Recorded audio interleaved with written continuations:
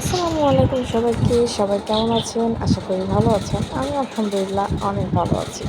তো আমি আজকে আপনাদের জন্য গরুর মাংস রেসিপি নিয়ে চলে আসলাম। এটা কিন্তু অনেক সহজভাবে রান্না করব, কিন্তু অনেক মজা হবে। আমার কাছে এই স্টাইলে রান্না করলে গরুর মাংসটা আমার কাছে অনেক সোজাও মনে হয় আর অনেক মজাও লাগে। তো চলুন আজকে আমরা দেখাবো কিভাবে আমি গরুর মাংস রান্না করি। একদম শর্টকাটে বাট খুব টেস্টি হয়। তো আমার গরুর মাংসের চেহারাটা দেখতেই পাচ্ছেন কত সুন্দর হয়েছে। আর আমি আলুটাকে কিন্তু এভাবে একটু বড় বড় করেই দিই। দেখতেও ভালো লাগে, খেতেও ভালো লাগে। তো চলুন দেখা যাক আমি কীভাবে রান্না করি। তো আমি একটা পাত্রে মাংসগুলোকে ধুয়ে রেখে দিয়েছি। এখানে আমি দিয়ে দিলাম কিছু কাটা পেঁয়াজটাকে একটু বেশি করেই দিব। পেঁয়াজটা যদি কম হয় তাহলে মাংসর ঝোলটা পাতলা হয়ে যায়। তো আপনারা পেঁয়াজটা একটু বেশি দেওয়ার চেষ্টা করবেন, তাহলে খেতেও ভালো লাগে।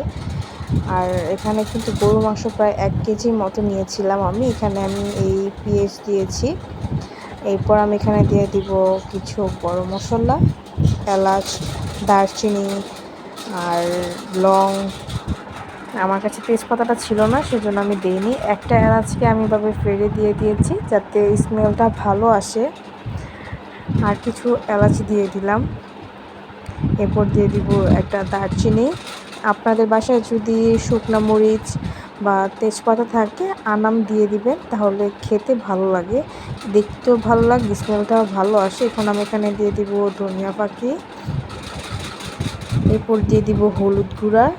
এরপর দিয়ে দিব মরিচ গুঁড়া। আপনারা মশলাটা আপনারা যেরকম ঝাল খান তা আন্দাজ মতন দিয়ে দিবেন। আমি একটু ঝাল বেশি খাই, আমাদের বাড়ির সবাই একটু ঝাল বেশি খায়, সেজন্য একটু বেশি দিয়েছি মরিচের গুঁড়াটা। আপনারা যদি একটু কম খান তাহলে একটু কম দিবেন। এরপর দিয়ে দিব পরিমাণ মতন হলুদের গুঁড়া। এরপর আমি এখানে দিয়ে দিব কিছু পরিমাণ মতন তেল। গরুর মাংসে তো তেল থাকে, সেজন্য আমি তেলটা এত বেশি দিইনি, তেলটা একটু কমিয়ে দিয়েছি। কারণ বেশি দিলে তো তেল উপরে ভেসে থাকবে, দেখতে ভালো লাগবে কিন্তু খেতে ভালো লাগবে না। আর আমাদের বেশি তেল খাওয়া ঠিকও না। এখানে আমি দিয়ে দিলাম লবণটা একটু কমই দিবেন। পরে আপনারা লবণটা চেক করে যদি আরও লাগে তাহলে আপনারা আরও দিয়ে দিবেন। এখানে আমি দিয়ে দিলাম আদা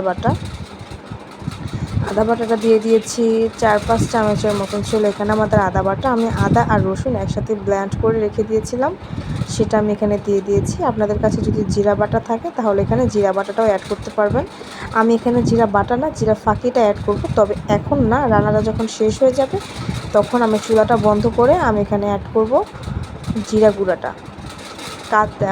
কাঁচা জিরাকে আমি তেলে ব্লেন্ড করে গুঁড়া করে নিয়েছিলাম। ওই জিরা গুঁড়াটা আমি রান্নার শেষে অ্যাড করব। আর আপনাদের কাছে যদি কাঁচা জিরা বাটা থাকে তাহলে এখানে বাটা দিতে পারেন, ফ্লেভারটা আরও ভালো আসে, খেতেও ভালো লাগবে। তারপর আমি ভালোভাবে এটাকে মেখে নিব। আর ভালোভাবে মাখতে হবে। মাংসটা যত ভালোভাবে ম্যারিনেট করবেন তত মজা হবে। আমি অনেক ভালোভাবে মাংসটাকে মেখে নিব। এরপর আপনাদের হাতে যদি সময় থাকে মাংসটাকে মেখে 1 ঘন্টার মতো আপনারা ফ্রিজে রেখে দিবেন ঢাকনা দিয়ে ঢেকে। তাহলে গায়ে গায়ে মাংসের মশলাটা ভালোভাবে লেগে থাকলে খেতে ভালো লাগে। আমার কাছে এত সময় ছিল না, সেজন্য আমি আর মেখে রেখে দিইনি। আমি একদম মেখে ডিরেক্ট রান্না করতে বসিয়ে দিয়েছিলাম।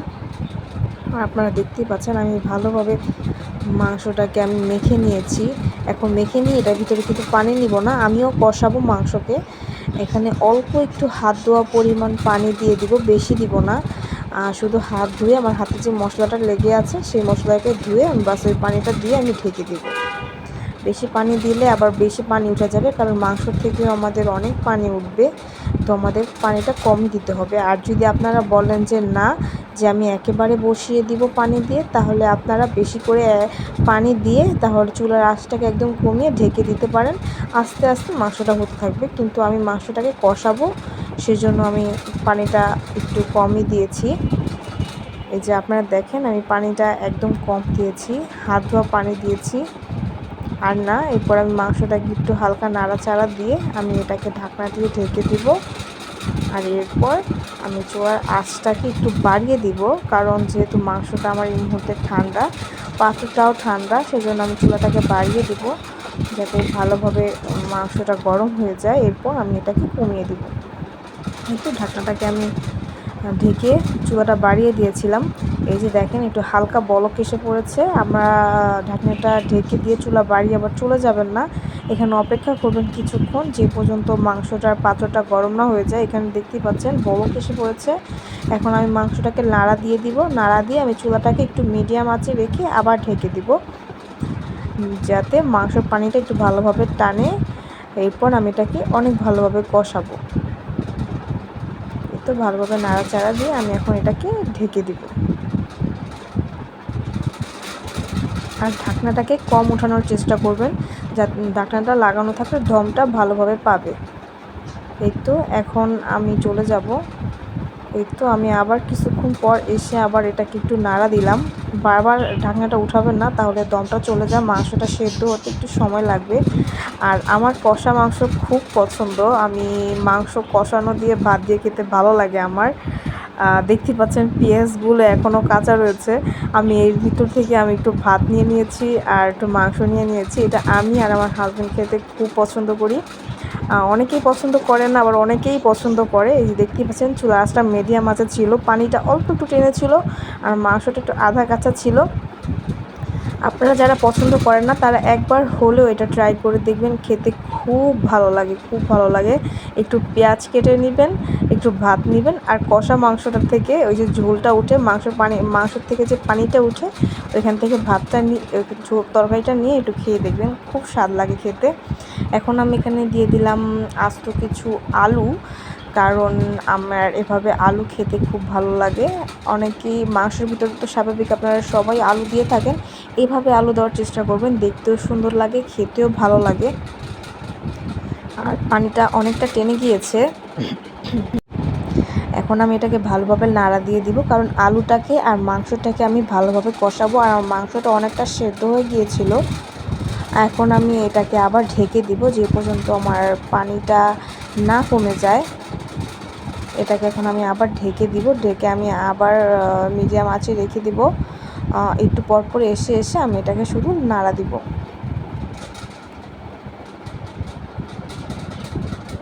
এই তো দেখেন আমার মাংসের পানি একদম শুকিয়ে গিয়েছে। এখন আমি এটাকে ভালোভাবে নাড়াচাড়া দিব। আর আপনাদের আলুটা যদি একদম সেদ্ধ হয়ে যায়, তাহলে আপনারা কিন্তু আলু আর মাংস একসাথে নাড়া দিবেন না, তাহলে এই আলুটা যদি ভেঙে যায় তরকারির কালারটা চেঞ্জ হয়ে যাবে, নষ্ট হয়ে যাবে, দেখতে ভালো লাগবে না, খেতে মন্দ লাগবে না, তবে দেখতে খারাপ লাগবে।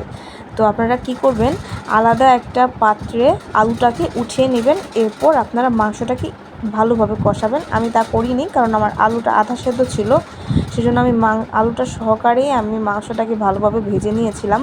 আর আমি একটু পাত্রে পরিমাণ মতন পানি দিয়ে গরম করে নিয়েছি, পানি ফুটিয়ে নিয়েছি। এটা গরম পানি দিলে কি হয়, মাংসটা তাড়াতাড়ি সেদ্ধ হয়ে যাবে, আলুটাও তাড়াতাড়ি সেদ্ধ হবে। সেজন্য আমি পানিটা সবসময় গরুর মাংসে গরম করেই দিই। আপনারাও চেষ্টা করবেন পানিটা গরম করেই দিতে। এই যে দেখেন আমার মাংস রান্না প্রায় শেষ, অনেক সুন্দর লাগছে দেখতে, আমার আলু আর মাংস দুটোটা সেদ্ধ হয়ে গিয়েছে। এখন আমি এর উপর দিয়ে দিব একটু জিরা গুঁড়া। এই যে আমি বলেছিলাম আমি সবার রান্নার শেষে একটু জিরা গুঁড়া দিব। আমি চুলার আঁচটা একদম লো হিটে রেখে এর উপর একটু জিরা গুঁড়া দিয়ে দিচ্ছি, ফ্লেভারটা খুব ভালো লাগে। এটা গরম ভাত বা ভুনা খিচুড়ির সাথে খেতে বেশি ভালো লাগবে। দিয়ে একটু হালকাভাবে নাড়াচাড়া দিয়ে দিব, যাতে জায়গায় জায়গায় গলা বেঁধে না থাকে। আর আপনারা যারা জিরা বাটা দেন, তারা জিরা রান্নার শেষে একটু গুঁড়া দেওয়ার চেষ্টা করতে। আল্লাহ হাফেজ।